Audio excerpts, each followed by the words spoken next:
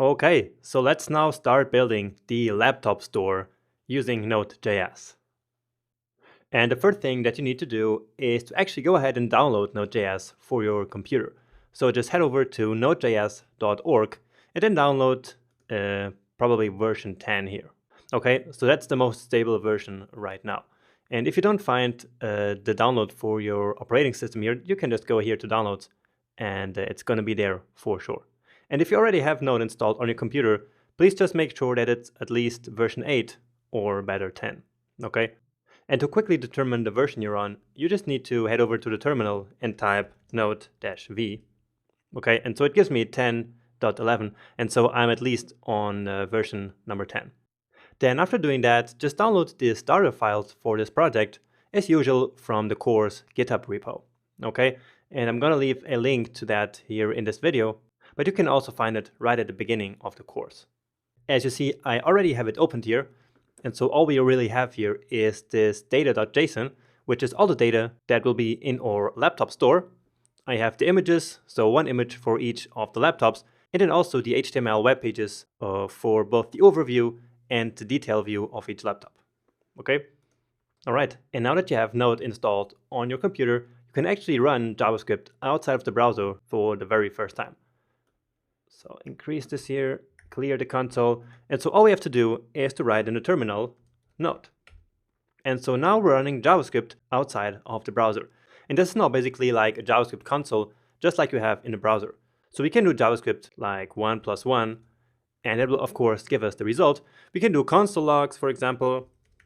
And now you notice that I have like this shortcut here on my computer. So when I type col, then it will write console log automatically.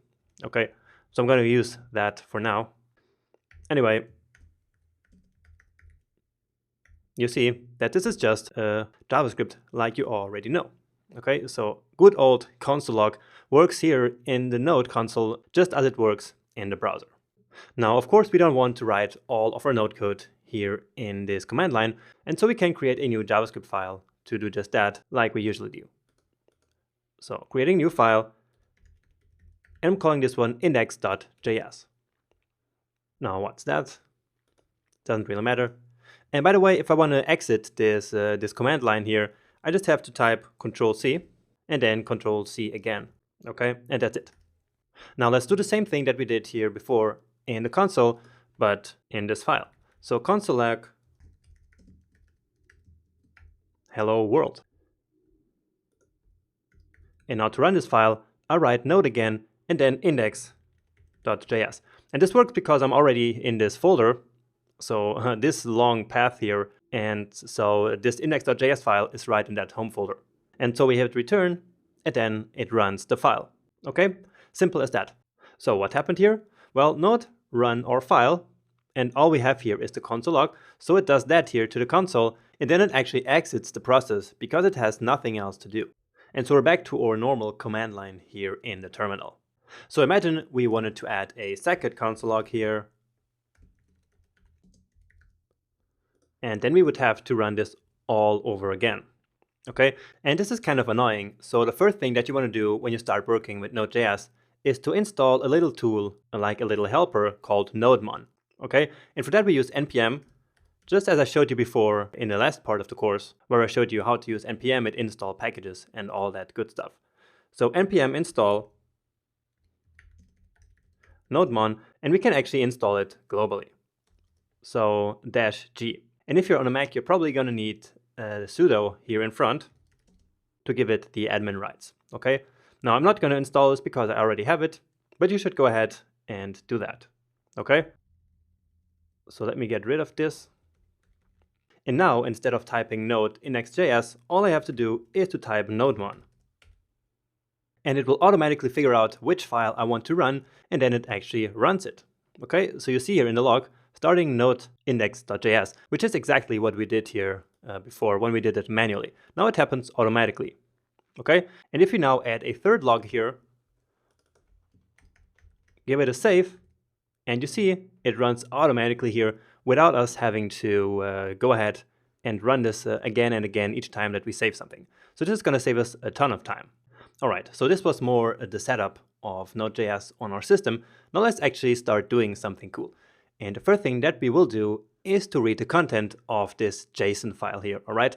And then parse it into a JavaScript object.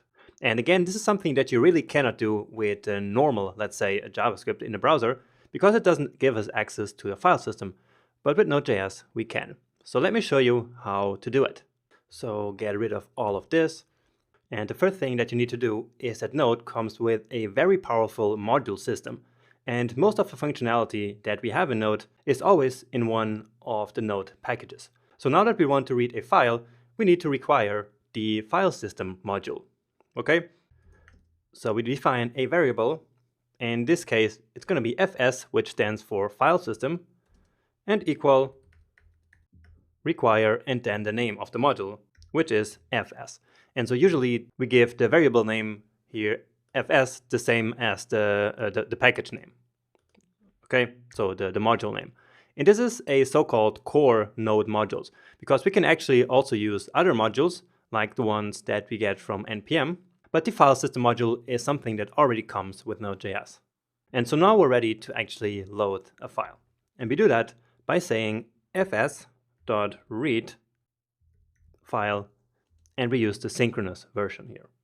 Okay, and so read file here is a method of fs. So and that's why we had to actually save the result of requiring the module in this variable, so that we can now use this method here that is on that variable. Okay, and so where is that file located? Well, it is here in the data folder and then data.json. Okay, but it's actually not that simple, because we have to pass like the absolute path to that file. And in Node.js, we have a variable name called dir name. Okay, so it's simply called dir name like this. Okay, and since we're using a template string here, because of these backticks here, remember that's something that comes from ES6. We just have to do it like this. Okay, and so this will then get the dir name variable that is defined in Node.js for us. Okay, and so this dir name is basically the home folder, so to say. Okay, so we have dir name /data/data.json. And then we also need to specify the character encoding.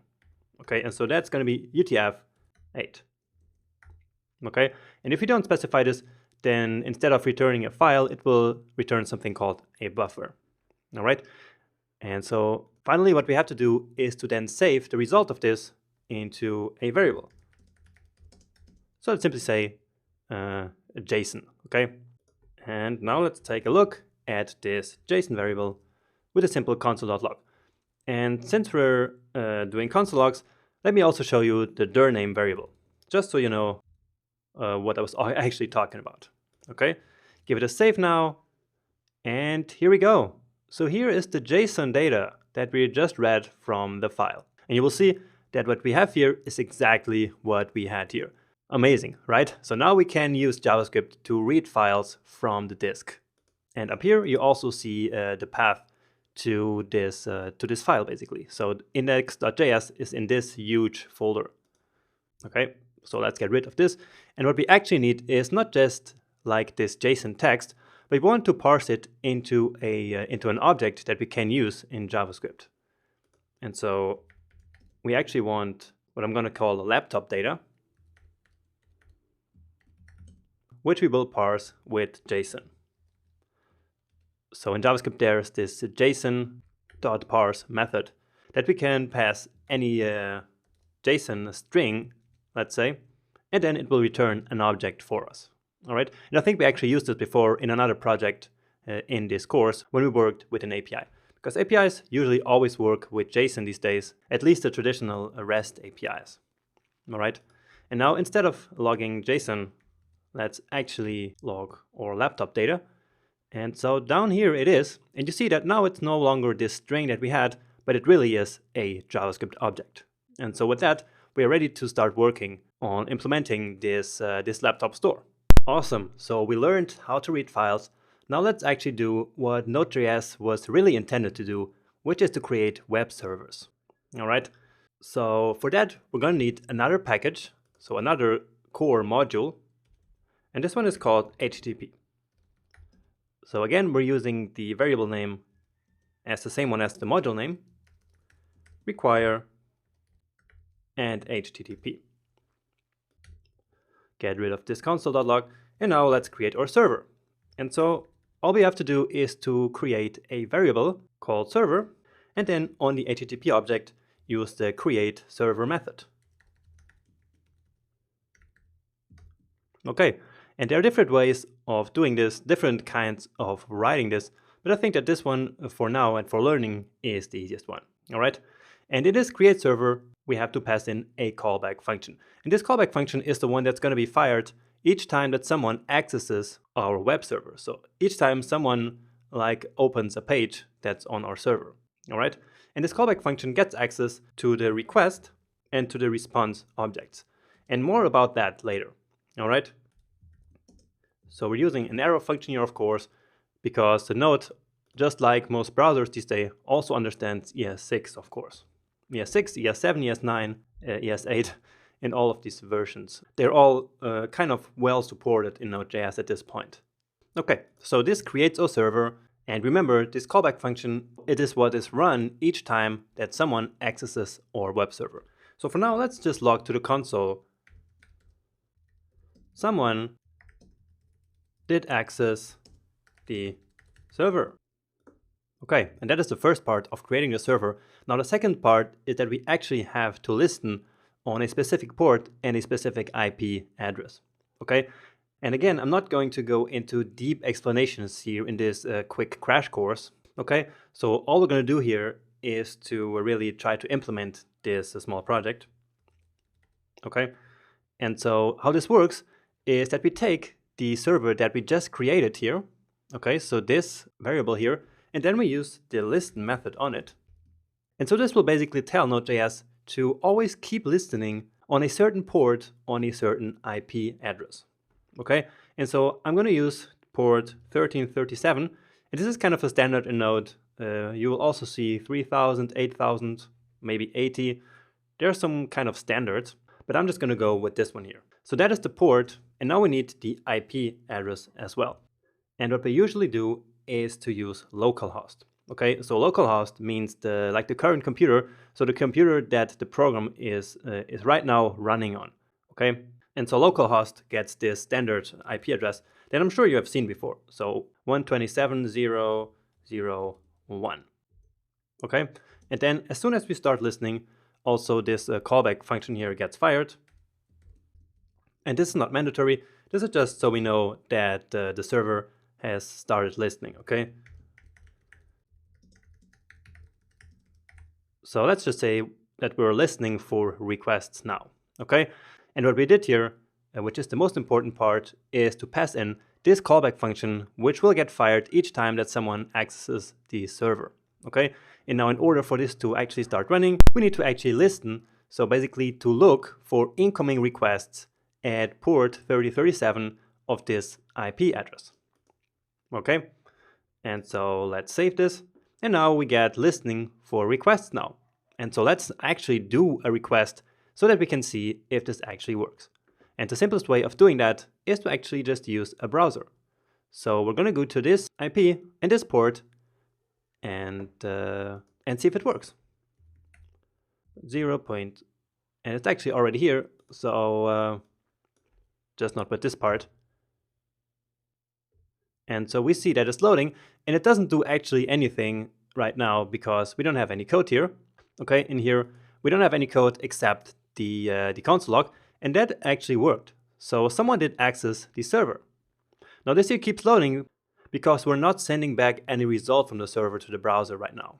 Okay, and so this will keep spinning here until it eventually times out. Okay, but what we know is that it actually now works, because we got this message here logged to our console. So we can now get rid of this console.log here and actually send a response back from the server. Okay, so just that the page can actually then load something instead of spinning until infinity. Okay, and that is where this response object here comes into play, because both the request and the response objects have certain methods and properties on them that we can now use in order to, in this case, to send a response back to the browser. Okay, so we can use res and then end Okay, and this is not send, it really is end.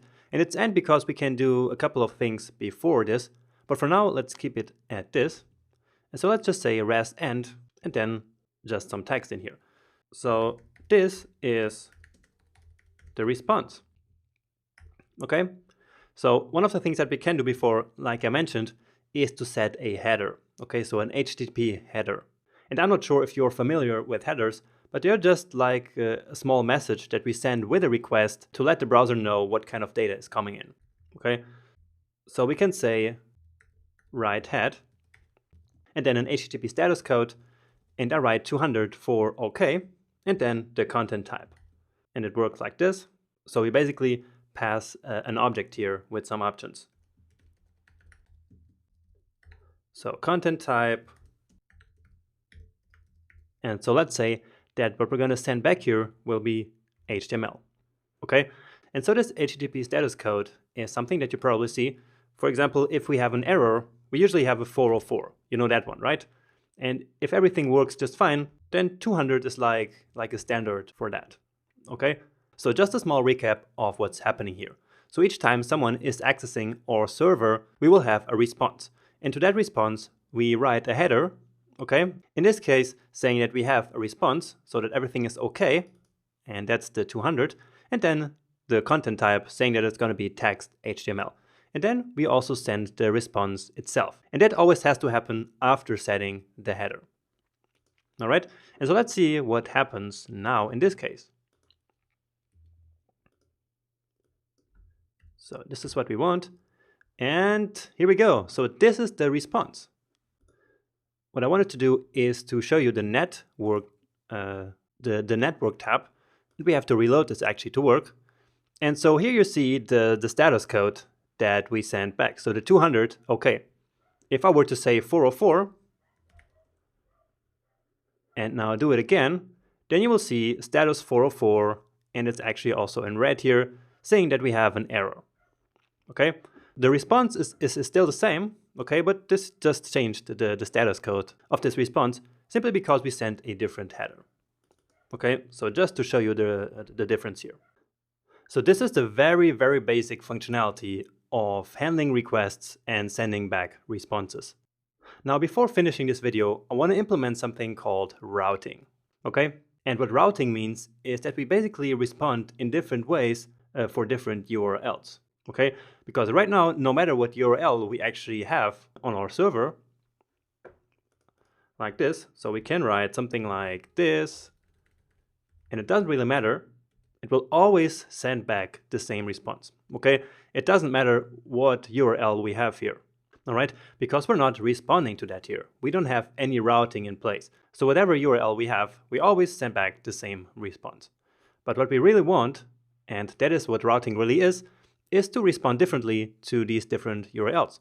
So for example, here we have /product, and so then we have this overview of all the different products. But if we then click here, we have laptop. So we have /laptop, and so we see the detail page for this specific laptop, okay? And then we also have the ID parameter here, which in this case is 0. But if it was 1, then we would also respond in a different way, because we would now have laptop number 1, laptop number 2, and so on and so forth. And so that exactly is routing. It's responding in different ways to different URLs. All right, and so we go back and we are back to products. And even if we don't have anything here, I also routed that one, so to this same overview. Okay, makes sense? So let's now quickly implement that. And for that, we will have to look at the URL. And so we're going to use a tool for that. So just another Node module. So again, Node comes built in with this functionality that we're going to use, and it's in the URL module. So require, and then URL. And so let's now use this. And where do you think we should use it? Well, it should be right here in this server callback function here. So right in this function. And that is because that's the function that's going to be fired each time that someone accesses the server, right? And so that will always be a different URL. And so this is, of course, where we want to analyze that URL. Okay, and so what we can do is to say URL.parse, And then where is the URL actually stored? Well, now we're going to use the request object for the first time, because that is where the URL is actually stored. And actually, let's comment out this part here and start by having a console log of the request object, just so you get an overview of all the information that we get each time that someone makes a request. So let's reload here. And so this here, all this data that you see, all of this is the request data. Okay, so there's a ton of stuff in here, and somewhere in here is also our URL. So let's actually say URL, do it again, and then here it is. So this is the URL that we typed in here, right? If we just do like products now, just like this, well, then it should say /products. Okay, and we could now actually go ahead and use this one here, but this doesn't quite give us enough functionality, and that is why we use the URL module. Okay, so this here, what we did here, does not even require the URL module that we required up here. Okay, but now it is actually time to use that one, and so I'm going to show you why here in a second. So we will do URL parse of the rec, so of the request URL. Okay, and then we also have to specify a second argument, which is true, which will simply make it so that the query is parsed into an object. Okay, so const, and I'm going to call this one here query, and so let's now log what that actually will do. Do it again, and so now instead of just getting this product string here, we get all of this different stuff here, which for now is probably not so useful, but you will see later why we really need all of this here. Okay, so right now we're actually just interested in the path name here. Okay, so basically what we had here, so we could use in this stage just rec.url without using the URL module here, but again you're going to see in a second why we actually need this url.parse.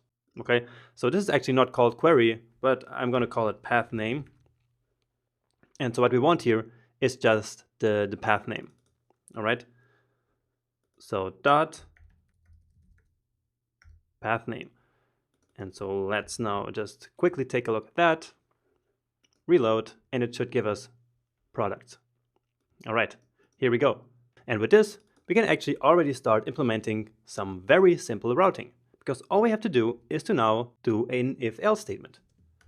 So we can say, if the path name is equal to product, then we can do a certain response for that. And later it will of course be all of these different computers, all of this data that we get from this JSON file that we imported right here in the beginning. But for now, just for testing, let's simply write here what we have. So this is the products page. Okay. Else if, and let's give us some more space here. We can actually do it like this. It doesn't have to be right here after the first if. And so we can say path name if it is equal to laptop. And here I forgot the slash. It always has the slash in the path name. Okay, so this one is for product and this one is for laptop. So we have laptop, and we're going to take care of that part here in a second. And we have products. And then we also have the products when there's nothing. Okay, so let's also quickly implement that. So if the path name is products, or if the path name is just empty. So in either of these two cases, we will have the product page. And if it says laptop, well, then we have the laptop page. And if we get something entirely different, which is not products or nothing or laptop, well, in that case, we just say that we didn't found the URL. Okay, so basically it's like an error. So we're gonna say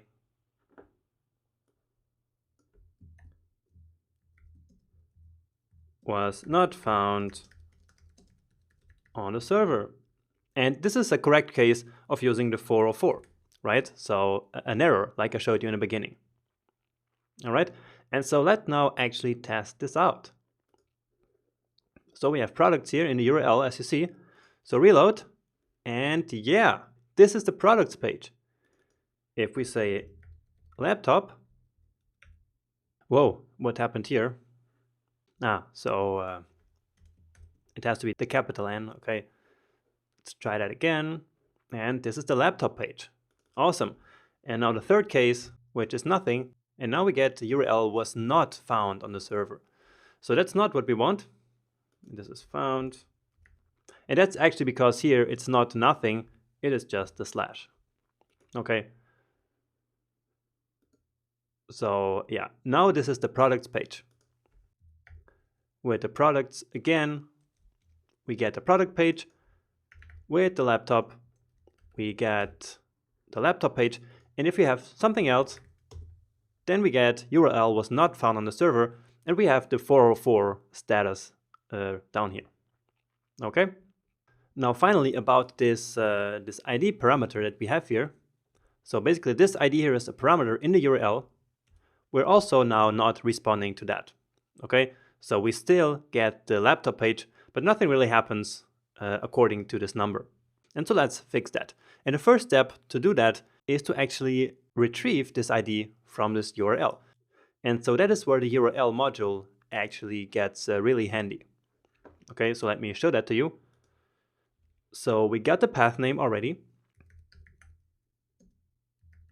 And now the query. So that part with the ID equals 1, 2, 3, etc., that is called the query. And so all we have to do is to now use the query. All right, let's now, just to make sure that it makes sense to you, let's again log it to the console here so that you see what we're actually talking about. So let's reload this. And so now you see here that we have query, and then in there we get an object saying ID is 4. So it basically parses, which is exactly the name of the function. So it parses our URL and the query string that we have, and it creates this object saying ID 4. And we can now continue this. So with this format, so and I could say name equals Apple, let's say, and let's also say date equals today. Okay, so just for fun, so that you see what happens here. And so now we have an object with 3 elements. So ID, name, and date, all nicely parsed into an object that we can use. Okay, now in this case, we will only actually use the ID.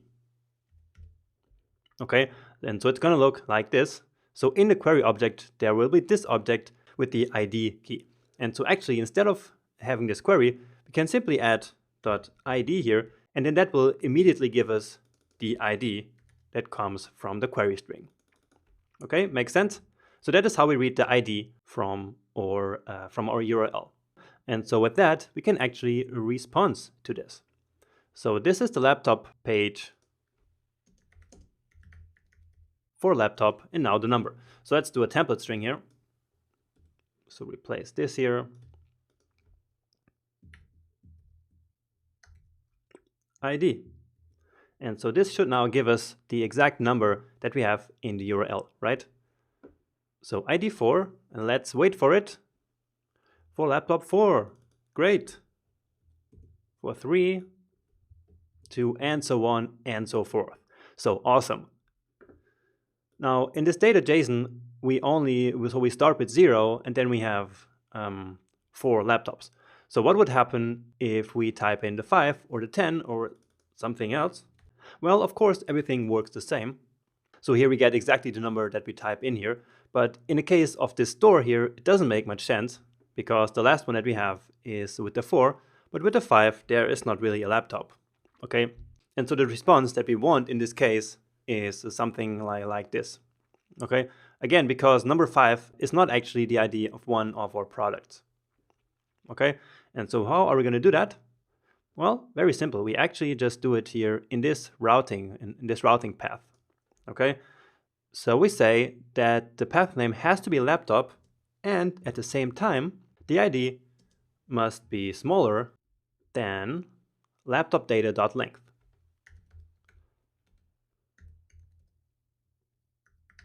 .length, okay?